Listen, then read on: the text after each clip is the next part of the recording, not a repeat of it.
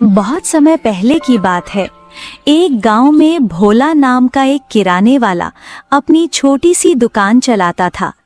वो बहुत ही दयालु और नेक इंसान था। गांव में जिसे भी जरूरत होती, भोला उसे उधार में सामान दे देता था। लोग उसकी अच्छाई की तारीफ करते थे।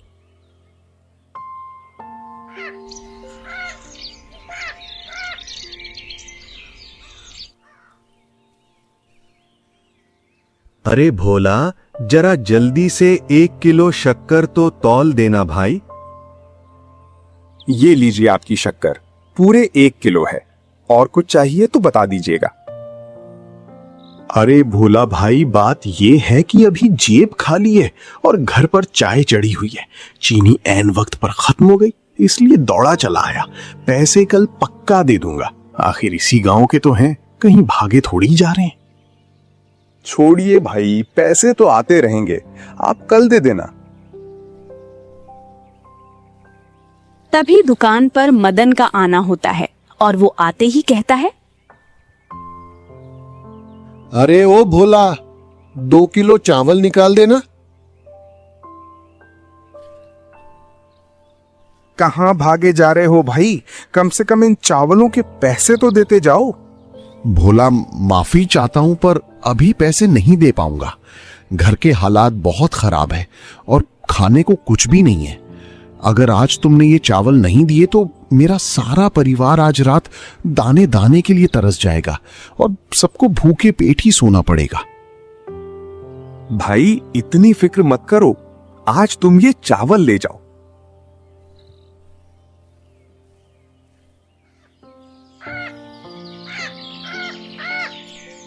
अगले दिन मदन फिर दुकान पर आया और उधारी पर सामान ले गया। अब तो ये उसका रोज का काम हो गया था और वो लगातार उधार मांगने लगा। अरे भोला भाई, तुम सबको इतना उधार क्यों बांटते हो? क्या तुम्हें घाटा नहीं होता? और नया माल खरीदने के लिए तुम्हारे पास पैसे कहां से आते हैं? भगवान की कृपा से दुकान में कोई कमी नहीं है, इसलिए मैं जरूरतमंदों को उधार देने से पीछे नहीं हटता। ये सब गांव के ही तो लोग हैं, देर सवेर पैसे दे ही देंगे। हमें एक दूसरे की सहायता करनी चाहिए, खासकर जब कोई मुश्किल में हो। जैसे मदन को ही ले लो, वो बहुत मजबूर था।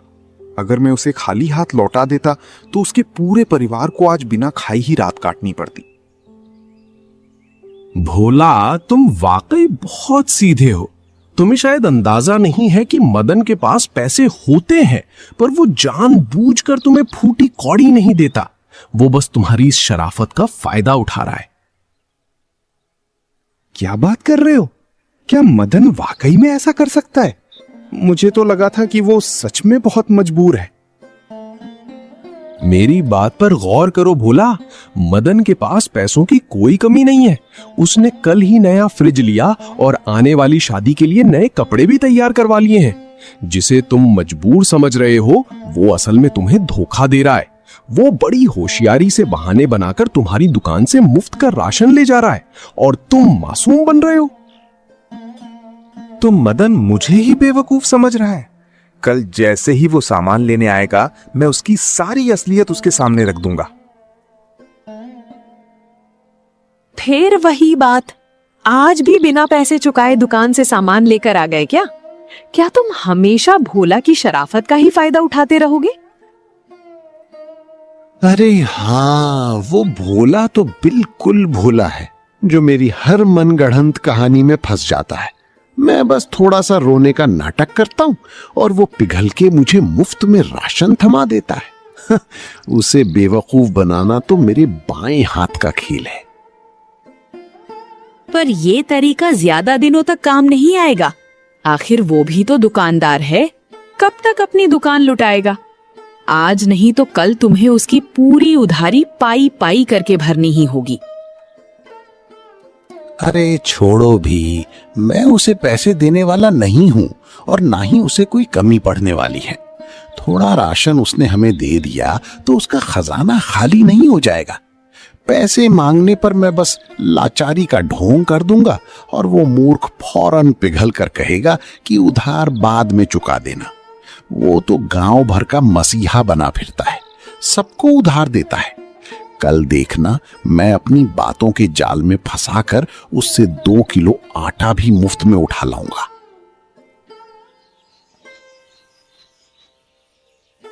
दूसरे दिन मदन ने फिर से अपनी मजबूरी का मुखौटा लगाया और भोला की दुकान पर जाकर बोला, भाई, घर में आटा खत्म हो गया है, क्या 2 किलो आटा उधार मिल सकता है? देखो मदन, अब बिना पिछला हिसाब किए तुम्हें एक दाना भी नहीं मिलेगा। तुम्हारी उधारी 300 तक पहुंच गई है। पहले पुराना हिसाब करो, उसके बाद ही आटे की बात करना। ऐसा मत कहो भोला, तुम तो बहुत दयालु हो। मेरा बेटे बीमारी की हालत में भूख से रो रहा है और घर का राशन पूरी तरह खत्म हो चुका है। अगर तुम गेहूं नहीं दोगे तो मेरे परिवार के सामने जान का संकट खड़ा हो जाएगा। मैं इस उम्मीद में आया था कि तुम मुझे निराश नहीं करोगे। आखिर इंसानियत भी तो कोई चीज है। अपनी जुबान को लगाम दो मदन, झूठी ही हमदर्दी बटोरना बंद करो। पैसों की खातिर अपने बच्चे की सेहत का सौदा करते तुम्हें शर्म नहीं आती? मुझे सब पता है कि तुमने कल ही नया फ्रिज लिया है और नए कपड़े भी बनवाए हैं। तुम बस मेरी शराफत का नाजायज फायदा उठा रहे थे। अब तुम्हारा ये नाटक यहां नहीं चलेगा। पहले पिछला पूरा हिसाब करो, वरना दुकान से बाहर निकल जाओ। आज तुम्हें यहां से कुछ नहीं मिलेगा। इतनी सी बात का बतंगड़ क्यों बना रहे हो? 2 किलो आटा ही तो है, कोई बड़ी चीज तो नहीं मांगी। तुम्हारी दुकान तो अच्छी खासी चलती है, मुझे थोड़ा उधार दे दोगे तो क्या गरीब हो जाओगे? और रही बात उधारी की, तो गांव का हर दूसरा शख्स तुम्हारी दुकान से उधार ले जाता है। फिर आज सिर्फ मेरे लिए ये सारे नियम कायदे कहां से आ गए? मैं उधार देता हूं क्योंकि लोग ईमानदार हैं, पर तुम उनमें से नहीं हो। आज तक तुमने पिछला 1 रुपया भी नहीं चुकाया। बस हर बार नया झूठ बोलकर सामान ले गए। जरूरत के समय साथ देना मेरा फर्ज है, पर तुमने तो झूठ को अपना हथियार बना लिया है। तुमने मेरा फायदा उठाया है और ये बात मुझे बिल्कुल मंजूर नहीं। अब बिना पुराने पैसे चुकाए तुम्हें यहां से 1 दिन का भी नहीं मिलेगा। बहुत बड़ा दुकानदार बन रहा है ना? जानी चाहिए तेरा सड़ा हुआ आटा। पर मेरी एक बात लिख कर रख ले, जिस दुकान के भरोसे तू आज मुझे बेइज्जत कर रहा है, वो एक दिन ताले में बंद होगी। तब तुझे पता चलेगा कि अपनी अकड़ दिखाना कितना भारी पड़ता है। तुम्हारे कोसने से कुछ नहीं होने वाला मदन। मुझे अपने कर्मों और अपने ईश्वर पर पूरा भरोसा है। लेकिन हाँ, अगर मैं तुम जैसे धोखेबाजों को यूं ही मुफ्त में सामान लुटाता रहा तो जरूर मेरी दुकान एक दिन बंद हो जाएगी। अब बहुत हुआ, तो चुपचाप यहां से निकल जाओ। तुम्हें यहां से अब 1 दाना भी नहीं मिलने वाला। ठीक है, अभी के लिए मैं यहां से जा रहा हूं, लेकिन याद रखना भोला, तुमने आज मेरी जो बेइज्जती की है उसकी कीमत तुम्हें चुकानी पड़ेगी। वक्त हमेशा एक जैसा नहीं रहता, देख लूंगा तुम्हें भी।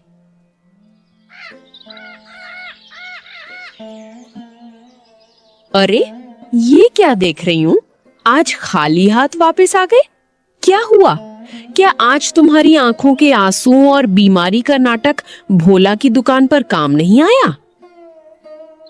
हाँ, आज भोला के तेवर बिल्कुल बदले हुए थे। उसने ना केवल आटा देने से मना किया, बल्कि अपनी दुकान के मुनाफे के नशे में मुझे बहुत खरी खोटी सुनाई। मुझे उस पर बहुत तेज गुस्सा आ रहा है। उसे लगता है कि उसकी दुकान हमेशा ऐसी ही चलती रहेगी। पर अब मैं उसे सबक सिखाऊंगा। अगर मैंने उसकी वही दुकान उससे नहीं छीन ली तो मेरा नाम बदल देना। अब उसकी बर्बादी का वक्त शुरू हो गया है। लेकिन तुम आखिर करने क्या वाले हो? तुम्हारे दिमाग में ऐसी कौन सी खिचड़ी पक रही है जिससे तुम उसकी इतनी बड़ी दुकान छीन लोगे? सिर्फ बातें नहीं करूंगा, अब ठोस काम करके दिखाऊंगा। तुम देख लेना, उसकी शामत आने वाली है। मदन ने चुपके से भोला के अनाज में गंदा कचरा मिला दिया। 2 दिन बीतते ही ओए भोला, बाहर आ और जवाब दे। तूने क्या घटिया मिलावट की है? तेरे यहाँ का आटा खाकर मेरे बच्चे अस्पताल पहुंच गए। साहब, आप क्या कह रहे हैं? मैं ऐसा नीच काम कभी नहीं कर सकता। भला मैं दूसरों की जान जोखिम में क्यों डालूंगा? बिल्कुल सही बात है। कल मैं भी चावल ले गई थी, पर उसमें सफेद प्लास्टिक जैसे नकली चावल मिले थे। भोला अब बहुत बेईमान हो गया है। लानत है भोला, तुम चंद खोटे रुपयों के लिए इतना गिर सकते हो। मैंने कभी सोचा भी नहीं था। तुम पैसों के लालच में आकर बेगुनाह लोगों के जीवन से खिलवाड़ कर रहे हो। तुम्हारे इस मिलावटी खाने से आज किसी की जान भी जा सकती थी। सब लोग तुम पर अटूट भरोसा करते हैं और सामान खरीदते हैं, पर तुमने सबके साथ ऐसा गंदा विश्वासघात किया। तुम्हें डूब मरना चाहिए। आप सब लोग मेरी बातों पर यकीन क्यों नहीं करते? मैंने ऐसा कुछ भी गंदा काम नहीं किया है। मैं इतने सालों से दुकान चला रहा हूं और मैंने हमेशा बहुत ईमानदारी से यह दुकान चलाई है। मैंने अपनी पूरी जिंदगी में कभी बेईमानी नहीं की। झूठ बोलना छोड़। अब सबको तेरा असली चेहरा पता चल गया है। अब तेरा झूठ बोलना बिल्कुल काम नहीं आएगा। भाई लोग, अब और क्या देख रहे हो? इसने चंद पैसों के लिए सबके बच्चों की जान से खिलवाड़ किया है।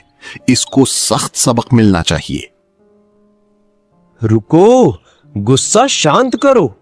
मारपीट से कुछ नहीं होगा। इस चोरी और मिलावट का फैसला केवल पंचायत ही करेगी।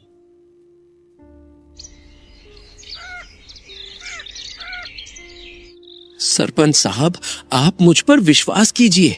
मैंने अनाज में एक रत्ती भर भी मिलावट नहीं की। ये सब मुझे फंसाने की साजिश है। सरपंच जी, इसकी बातों में मत आइए। ये झूठ बोल रहा है। लालच ने इसे अंधा कर दिया है। मैं भी यही सोचता था कि ये लोगों को उधारी देने का इतना नाटक क्यों करता है। इसकी दुकान हमेशा लबालब भरी कैसे रहती है? ये बरसों से लोगों को धोखा दे रहा है।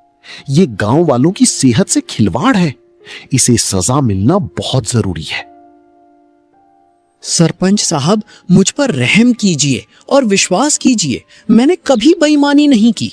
उधारी तो मैं इसलिए देता था ताकि किसी का चूल्हा न बुझे। मैं तो बस लोगों की निस्वार्थ मदद करता था। ये मेरे साथ बहुत बड़ा अन्याय हो रहा है। सालों से गांव वाले मेरा अनाज खा रहे हैं, कभी कोई शिकायत नहीं आई। मेरा सामान हमेशा शुद्ध और उत्तम होता है, फिर आज ही ये हंगामा क्यों? सरपंच जी, मैंने किसी की जान के साथ कोई खिलवाड़ नहीं किया है। झूठ की भी हद होती है। सरपंच साहब, मैंने अपनी आंखों से इसे गंदगी मिलाते देखा है। मैं इसका जिंदा गवाह हूं। ये धंधा इसका काफी दिनों से चल रहा है। पहले कम मिलावट थी तो सब हजम कर जाते थे, पर अब इसका लालच इतना बढ़ गया कि इसने मिलावट की मात्रा बढ़ा दी। इसी वजह से बेचारे लोग बीमार पड़ रहे हैं। इसकी बातों में मत आइए। मदन, मैंने तुम्हें उधारी देने से मना किया क्या? इसीलिए तुम इतना बड़ा झूठ बोल रहे हो? कहीं ये सब साजिश तूने तो नहीं रची? मुझे फंसाने के लिए तुम इतनी नीच बन जाओगे, मैंने सोचा नहीं था। वाह रे भोला, खुद चोरी और ऊपर से सीना चोरी। सरपंच जी, मिलावट इसकी दुकान में मिली और अब ये मुझ पर आरोप लगा रहा है। इसकी एक भी बात सच नहीं है। ये अपनी खाल बचाने के लिए झूठ का सहारा ले रहा है। हाँ, मदन सही बोल रहे हैं।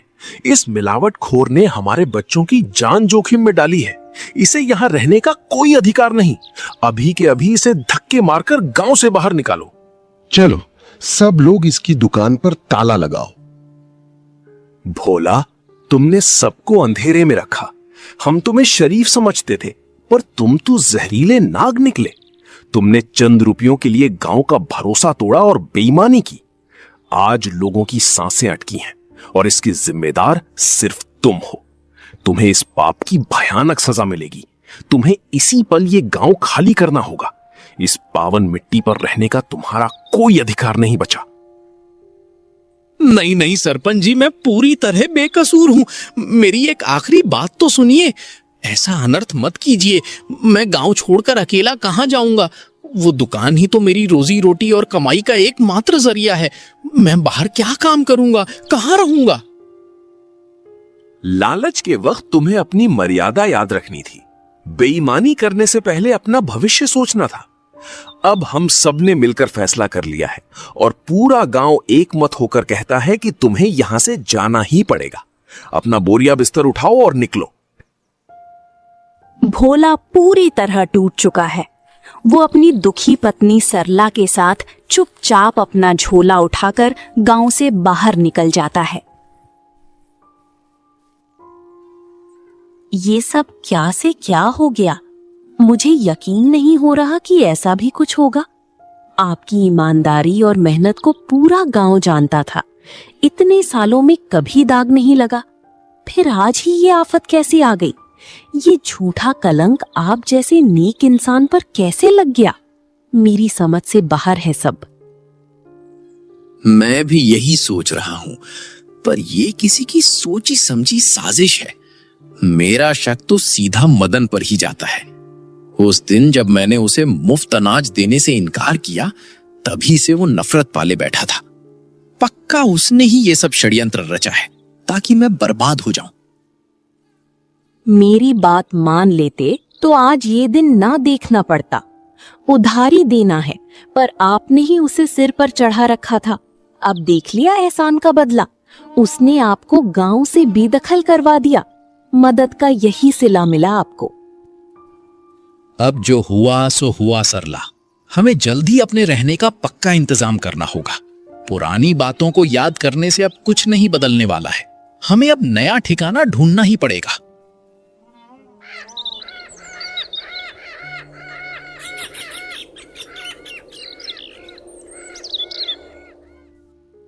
सरला और भोला दूसरे अनजान गांव में जाकर रहने लगते हैं। रहने की छत मिल गई, पर अब पेट की आग बुझाने के लिए पैसों का इंतजाम करना होगा।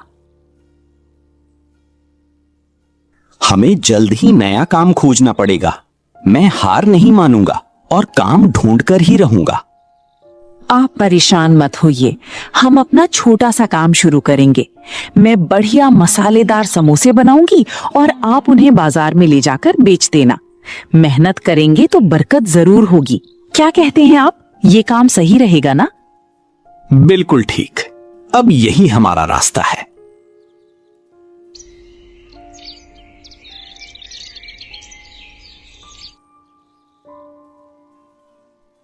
सरला घर पर खस्ता और चटपटी समोसे तैयार करती है। भोला उन समोसों को लेकर मुख्य बाजार में बेचने की तैयारी में बैठ जाता है।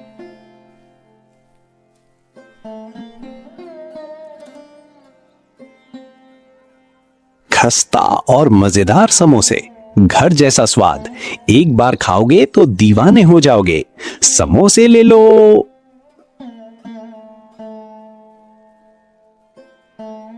अरे भाई, समोसे तो देना। लीजिए, गर्मा गर्म।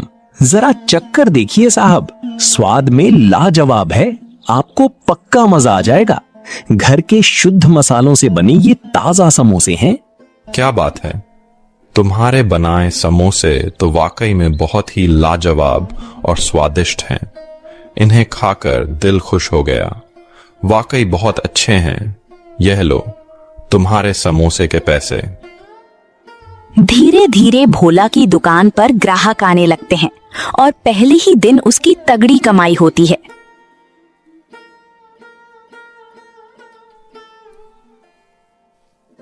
घर लौटकर बताने पर सरला भी बहुत खुश हो जाती है।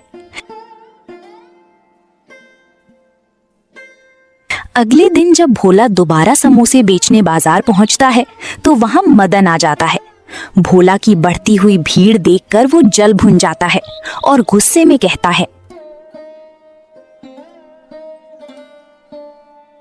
पागल मत बनो, इस ठग से समोसे मत लो। ये नंबर 1 का जालसाज है। तुम अनजान हो, पर इसे गांव से जलील करके निकाला गया है। किराने की दुकान की आड़ में ये लालची इंसान मिलावटी चीजें बेचता था और लोगों की सेहत खराब करता था। इसने इन समोसों में भी पक्का कोई गंदगी मिलाई होगी। इससे खरीदारी करना अपनी जान को खतरे में डालना है। इस गंदे इंसान के झांसे में मत आओ और फौरन यहां से हट जाओ। मदन की कड़वी बातें सुनकर लोग उसकी बातों में आ जाते हैं।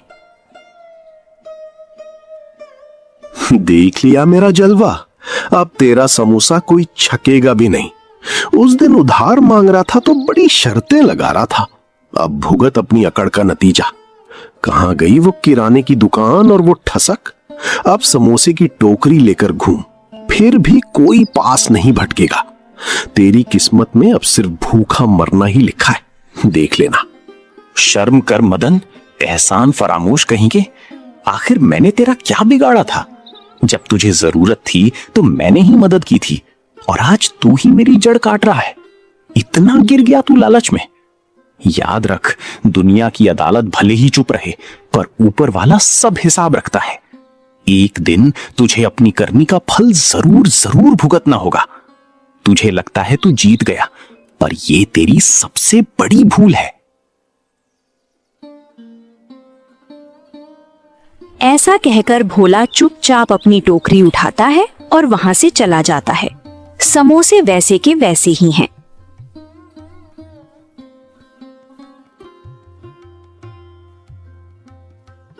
ये क्या, आज समोसे नहीं बिके? आपकी शक्ल इतनी उतरी हुई क्यों है? क्या किसी ने कुछ कहा है? भोला ने सरला को मदन की पूरी करतूत सुनाई।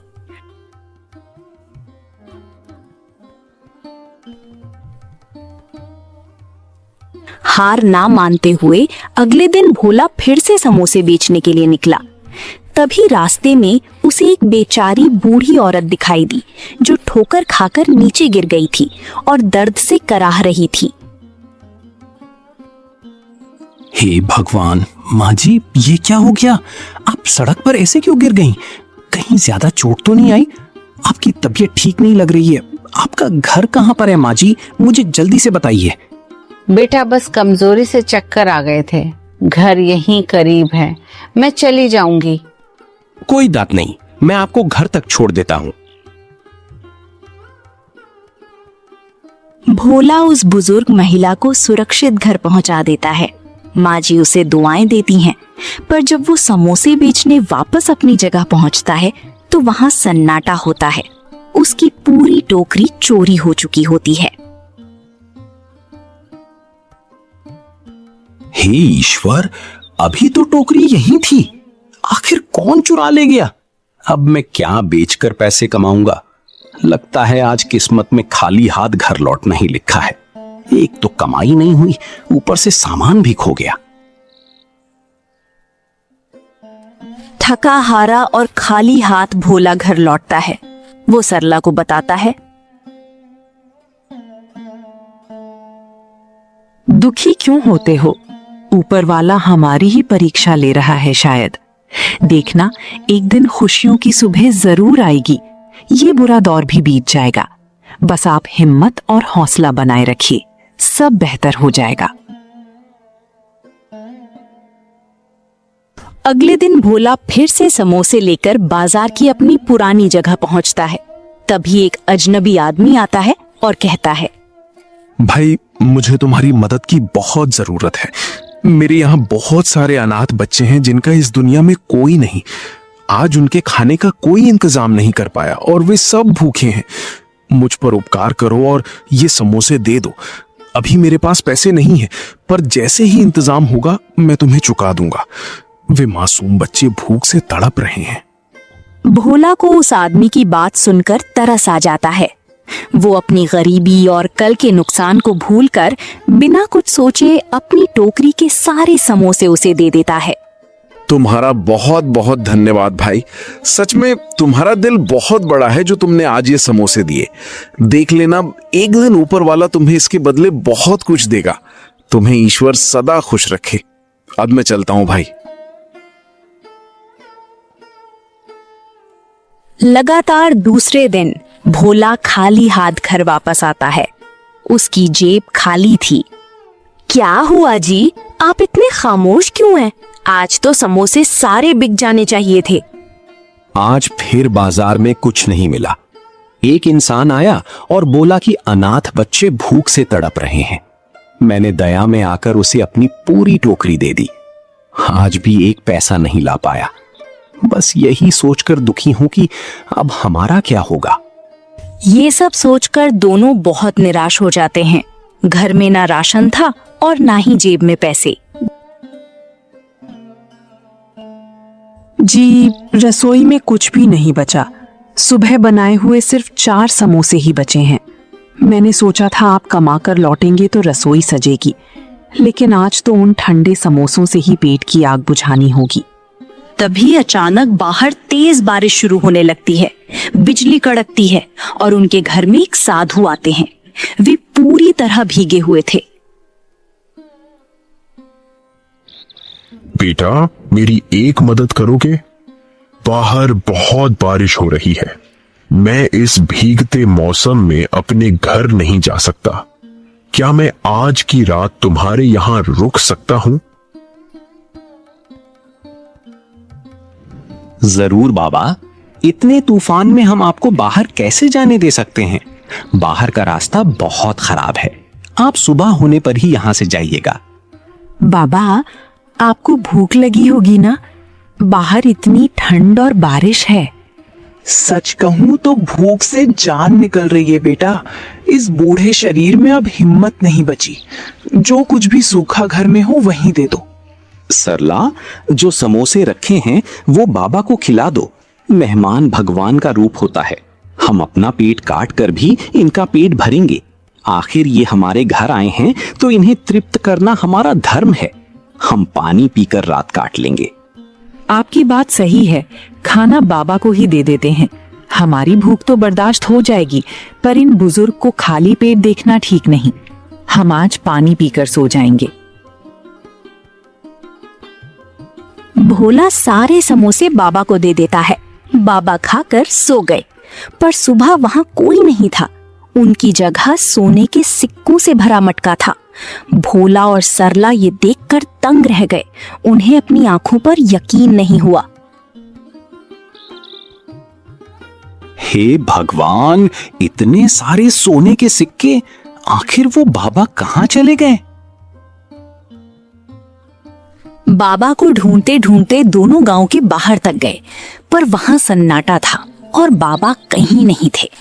आखिर वे घर वापस आ गए। उस मटके को देखकर उन्हें अब भी सब चमत्कार लग रहा था। देखो सरला, ईश्वर खुद चलकर हमारे दरवाजे आए थे। हम उन्हें पहचान नहीं पाए, पर उन्होंने हमारी नियत देख ली। ये सोने के सिक्के उन्हीं का आशीर्वाद है। अब हम कभी भूखे नहीं सोएंगे। भगवान ने हमारी सुन ली। बिल्कुल सही कहा आपने। मुझे यकीन था कि ईश्वर हमारी परीक्षा ले रहे हैं। आपने कभी किसी का बुरा नहीं चाहा और हमेशा नेकी के रास्ते पर चले। आपकी इसी अच्छाई का फल आज भगवान ने हमें दिया है। उन्होंने हमारी सुन ली और एक पल में हमारी सारी परेशानियां खत्म कर दी। हे ऊपर वाले, आपका बहुत बहुत धन्यवाद। आपको मेरा कोटि कोटि प्रणाम। आपने हम जैसे गरीबों की विनती सुन ली और हमारा जीवन खुशियों से भर दिया। आपकी लीला सच में बहुत अपरंपार है। प्रभु, वक्त का पहिया ऐसा घूमा कि भोला की किस्मत चमक गई। अब वो एक अमीर इंसान था, जिसके पास जमीन और बंगला सब था। अचानक एक दिन उसे सड़क पर एक भिखारी दिखा। जब भोला ने पास जाकर उसका चेहरा देखा तो उसके होश उड़ गए। वो भिखारी उसका पुराना पड़ोसी मदन ही था। अरे मदन, तुम यहाँ? तुम्हारी ऐसी हालत कैसे हो गई? तुम सड़क पर भीख मांग रहे हो। कहाँ गया तुम्हारा वो सारा धन और घमंड? तुम्हें इस हाल में देखकर मुझे बहुत दुख हो रहा है। मदन के पैरों तले जमीन खिसक गई। भोला की अमीरी देखकर उसे बहुत बड़ा झटका लगा। वो शर्म के मारे झुक गया और उसे समझ नहीं आया कि भोला से क्या कहे। क्या बताऊं भोला भाई, मेरे बेटे की तबीयत बहुत खराब है। उसके ऑपरेशन के लिए डॉक्टर साहब ने बहुत पैसे मांगे हैं। उसके इलाज के चक्कर में मेरे खेत खलिहान तक बिक गए। अब मेरे पास कुछ नहीं बचा, इसीलिए मजबूरी में भीख मांग रहा हूं। तुम फौरन उठो भाई, परेशान मत हो। मैं खुद तुम्हारे बच्चे का इलाज करवाऊंगा। वो जल्दी ठीक होकर घर आएगा। तुम फालतू की चिंता छोड़ दो। भोला अपनी पुरानी दुश्मनी भुलाकर बच्चे का इलाज करवा देता है। इतना ही नहीं, उसने मदन को कुछ नगद पैसे भी दिए ताकि वो अपना गुजारा कर सके। मदन की आंखें नम हो गईं। भोला, मैं माफी के काबिल नहीं हूं। मैंने तुझे बहुत सताया, पर तूने बदले में मेरे बच्चे की जान बचा ली। मेरी बुद्धि भ्रष्ट हो गई थी जो मैंने एक सच्चे और ईमानदार दोस्त को धोखा दिया। आज मेरी आंखें खुल गई हैं। तुम सच में महान हो। मुझे अपने छोटे भाई की तरह माफ कर दो। चलो मदन, जो हुआ सो हुआ। तुझे पछतावा है तो मेरी कोई नाराजगी नहीं। अब सारा ध्यान अपने बच्चे पर लगाओ। घर जाओ और उसे ठीक करो। कभी भी कोई परेशानी आए तो याद करना, मैं मदद के लिए हमेशा तैयार हूं। मैं ऐसे खाली हाथ घर नहीं लौटूंगा। आज पूरे गांव को पता चलना चाहिए कि तू कितना नेक है। मैं पंचायत के सामने अपने पापों का घड़ा फोड़ना चाहता हूं। तू मेरे साथ चल और सबको सच बताने दे। मदन भोला को अपने साथ अपने पुराने गांव लेकर जाता है। वो पंचायत बुलाकर सारे लोगों के सामने हाथ जोड़कर माफी मांगता है। वो सबको सच बताता है कि भोला कितना ईमानदार और नेक है। धिक्कार है तुम पर मदन। अपनी लालच के लिए तुमने एक मासूम को बदनाम किया। भोला जैसा हीरा इंसान तुम्हारी वजह से दर दर भटका। आज तेरा पाप सबके सामने है। अब तुझे कोई नहीं बचा सकता। रुक जाइए, गुस्से से काम मत लीजिए। मदन बदल चुका है, तभी तो उसने खुद आकर अपनी गलती मानी है। मुझे उससे कोई गिला शिकवा नहीं, तो आप क्यों हाथ उठा रहे हैं? बेचारे ने अपनी सजा भुगत ली है। मेरी प्रार्थना है कि इसे एक मौका और दें। ये दोबारा ऐसी गलती नहीं। मदन की गलती माफी लायक नहीं है। इसने तुम्हारे साथ भी बहुत गलत किया है, फिर भी तुम इसे छोड़ रहे हो। सच में भोला, तुम्हारा दिल बहुत बड़ा है। तुम्हारी जगह कोई और होता तो इसकी मदद कभी नहीं करता। तुम्हारे कहने पर ही हम इसे छोड़ रहे हैं, वरना इसे आज हम अच्छा सबक सिखाते।